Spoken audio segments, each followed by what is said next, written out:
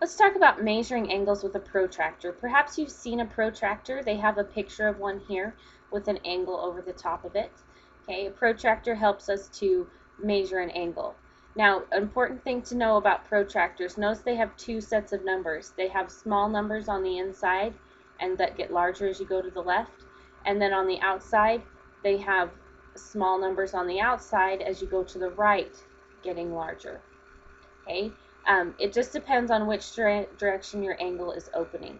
That it tells you which numbers to use. So we'll do a couple of examples here. They want first the measure of angle DEC. So my suggestion is to outline the angle you're looking at. Angle D, so we start at D, go to E, and then out to C. What is the measure of that angle? Now notice we open this way from D up to C is our measuring point. D was the first letter, C was the last letter, so that's the opening direction we're looking at. If it's opening that direction, you use the outside numbers. Either way, notice that the line goes through right at 90. So it's a 90-degree angle. Alright, let's take a look at the next one, CEB. I'm going to change my color of my pen here.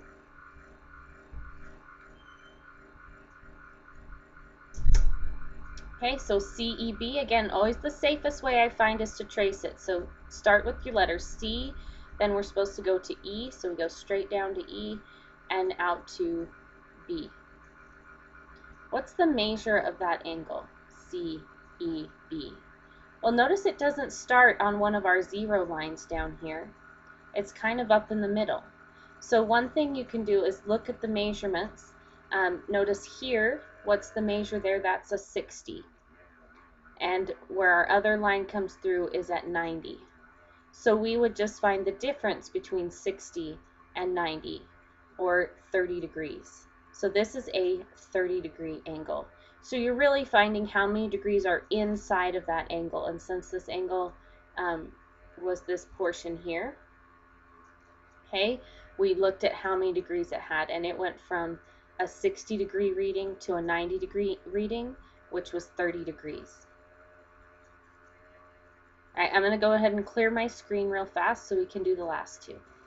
Alright, so next up we have DEB. So again, go ahead and trace out the letters. We're starting at D.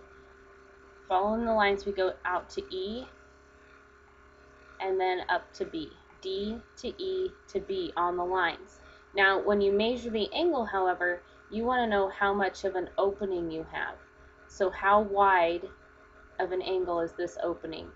Notice the angle is opening from D to E to B, so we're opening this direction.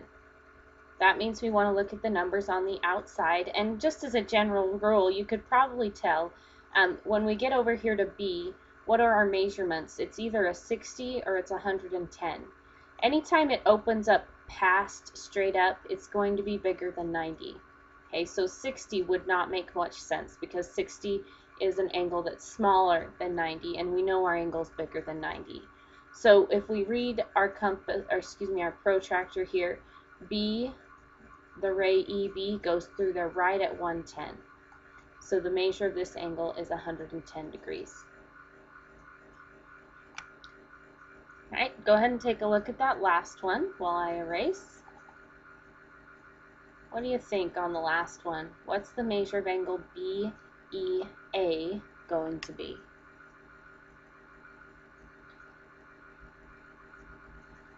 So it starts at B, we go down to E, so we know which opening we're talking about, and out to A. Notice it does start on one of our zero markers, so we can use the measures on the compass. We are talking about this opening right here.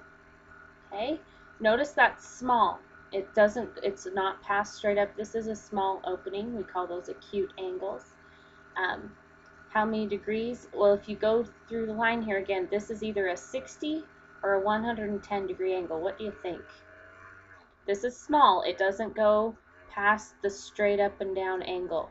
Okay, so it's our smaller number of 60 degrees.